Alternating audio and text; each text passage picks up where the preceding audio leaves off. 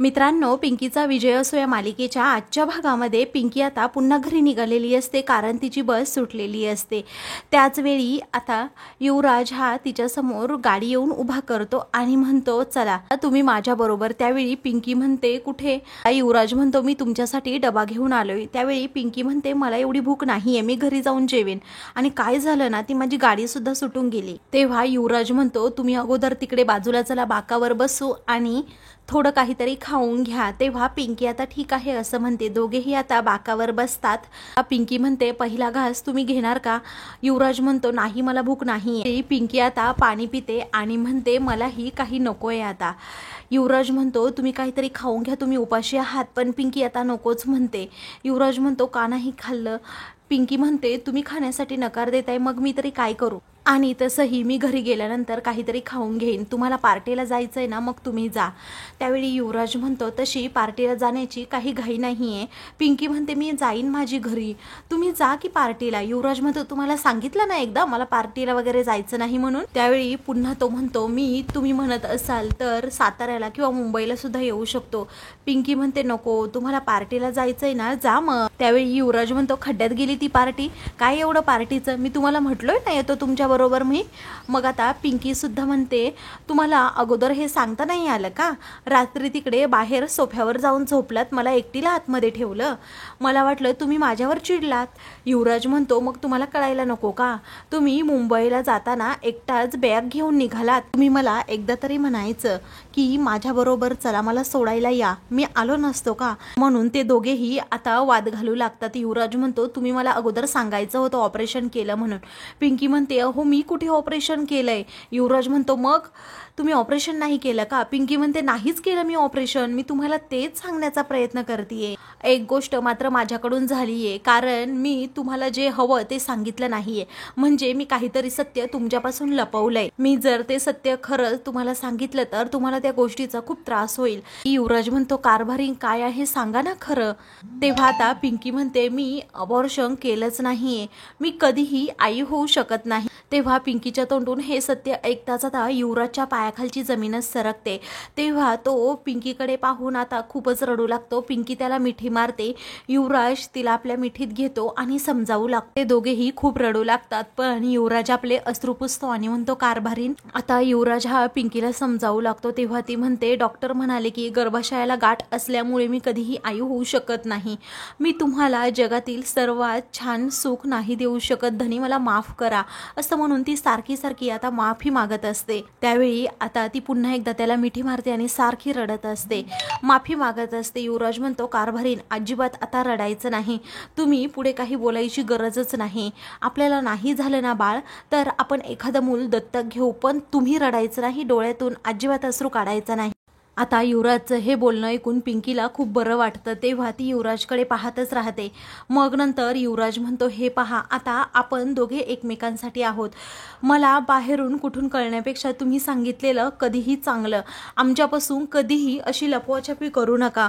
मला माहीत आहे तुम्ही हे मुद्दाम करत नाही, तुमचा हेतू त्यामागचा मला काही न व्हावं हाच असतो, किंवा मला त्रास होऊ नये हाच असतो, पण प्लीज इथून पुढे एकही गोष्ट माझ्यापासून तुम्ही लपवणार नाहीत।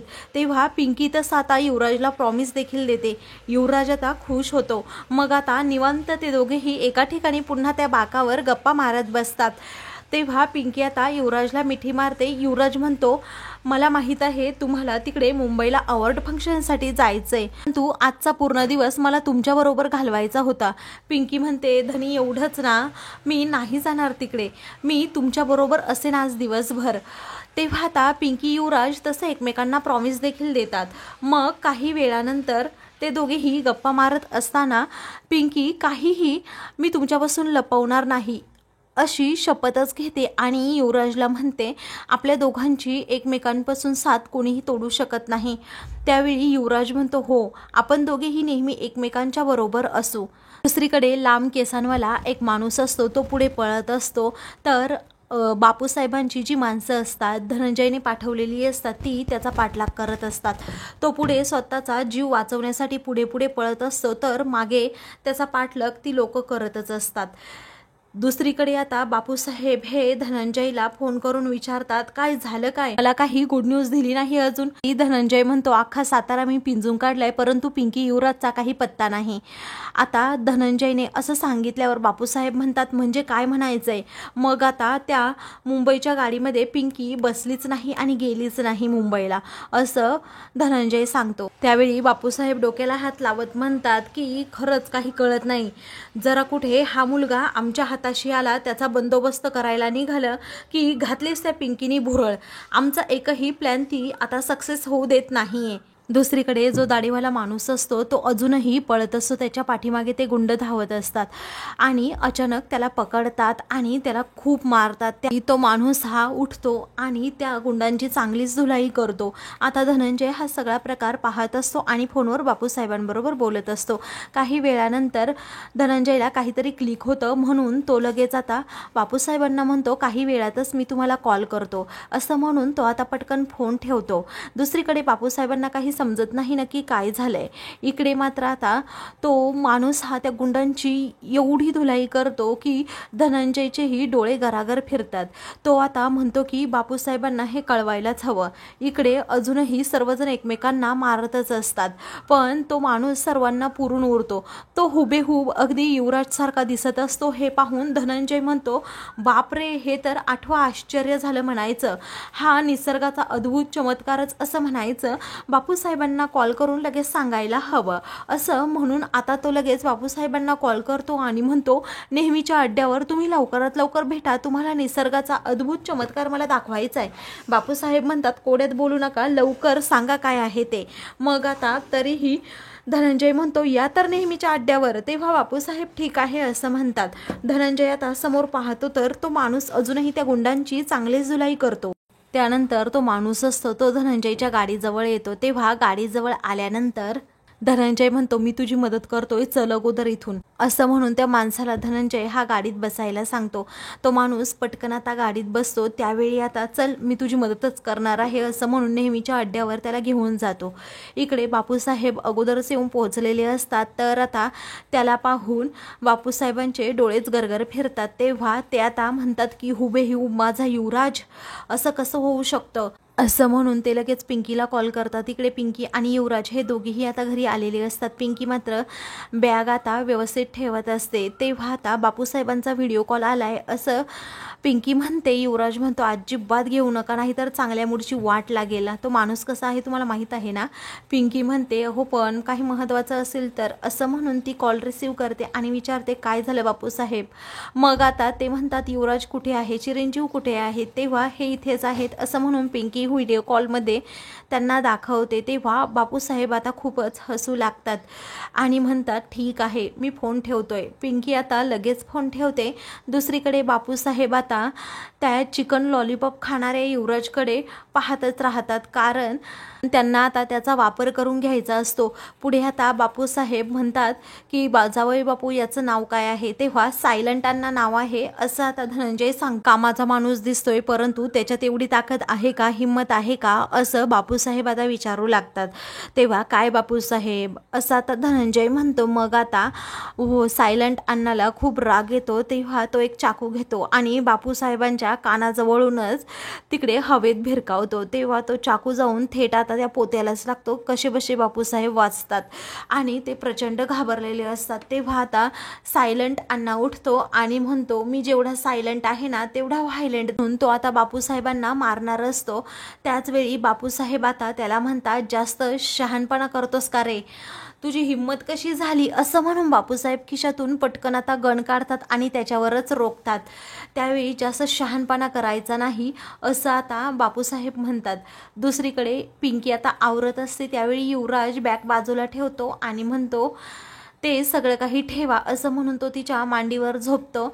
मग आता पिंकी म्हणते, काय हो बापूसाहेबांबरोबर का नाही बोललात. युवराज म्हणतो, मला माहीत आहे ना त्यांनी कशाला कॉल केला, आपण दोघे वेगळे झालो आहोत की एकत्र आहोत, अजूनही आपल्यामध्ये रुसवा आहे की भांडण आहे हे त्यांना पाहायचं असेल, जाऊ द्या त्यांचं, जाऊ द्या, आपल्याबद्दल बोला तुम्ही, म्हणून तो जरा रोमॅन्टिक होतो. तर पिंकी लाजत असते.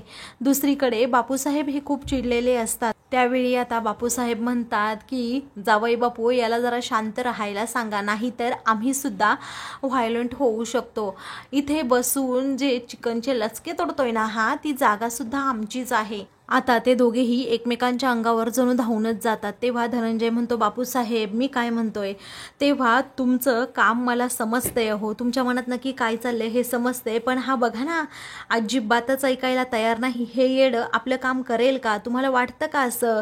तेव्हा धनंजय म्हणतो, हो नक्कीच करेल, तुम्ही काळजी करू नका. रागातच पुन्हा सायलंट अण्णा काहीतरी वेगळ्या भाषेत बोलतो. त्यामुळे आता बापूसाहेबांना पुन्हा एकदा राग येतो.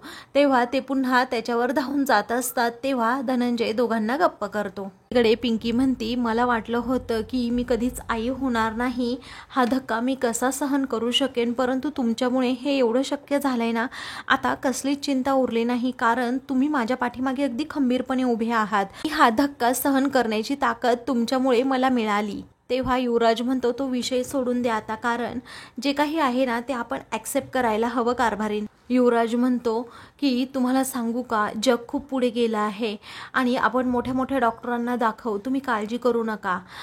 त्यावेळी पिंकी म्हणते, हो धनी, आपल्याला बाळ नक्कीच होणार. सुद्धा अजून आशा सोडलेली नाही, तुमची साथ असेल तर काहीही अशक्य नाही आपल्या दोघांसाठी. युवराज म्हणतो, तुम्हाला एक सांगू का कारभारीन, मला असं नेहमी वाटतं की तुमच्या मांडीवर असं झोपावं आणि तुम्ही मला कुरवळत बसावं. पिंकी आता युवराजकडे पाहतच राहते. दुसरीकडे बापूसाहेब म्हणतात, मी तुला एक काम सांगणार आहे, ते तुझ्याच्याने होईल का? त्यावेळी तो म्हणतो, फक्त कामाचं बोलायचं, एकाला खपवायचे असं बापूसाहेब म्हणतात. मग आता तो म्हणतो, मी संध्याकाळच्या वेळी अजिबात डील करत नाही, बिझनेसची बात उद्या. बापूसाहेब पुन्हा एकदा त्याच्या अंगावर धावून जातात. तेव्हा आता धनंजय बापूसाहेबांना पुन्हा एकदा आवरतो. तर आता या सायलंट अण्णावर आपली पूर्ण नजर असणार आहे, काळजी करू नका, असं धनंजय बापूसाहेबांना म्हणतो. दोघेही आता तेथून जातात. तर तो सायलंट अण्णा असतो तो आता झोपतो. मित्रांनो, पुढील भागामध्ये पिंकी आणि युवराज हे दोघेही आता बॅग भरून कुठेतरी बाहेर चाललेले असतात. त्यावेळी बापूसाहेब लगेच स्वतःचा प्लॅन आता आखतात आणि सायलंट अण्णाला म्हणतात की माझा मुलगा हुबेहूब तुझ्यासारखा दिसतो, युवराजऐवजी तू तिथे जायचं आहेस पिंकी बरोबर. ते पिंकी आणि युवराज रूममध्ये असतात. त्यावेळी युवराज म्हणतो, तुम्ही इथे बसा, मी आलोच, असं म्हणून तो बाहेर जातो. पिंकी आता त्यानंतर दार उघडून पाहते तर तिला धक्काच बसतो. अशाच मालिकेंचे पुढील भाग पाहण्यासाठी चॅनलला सबस्क्राईब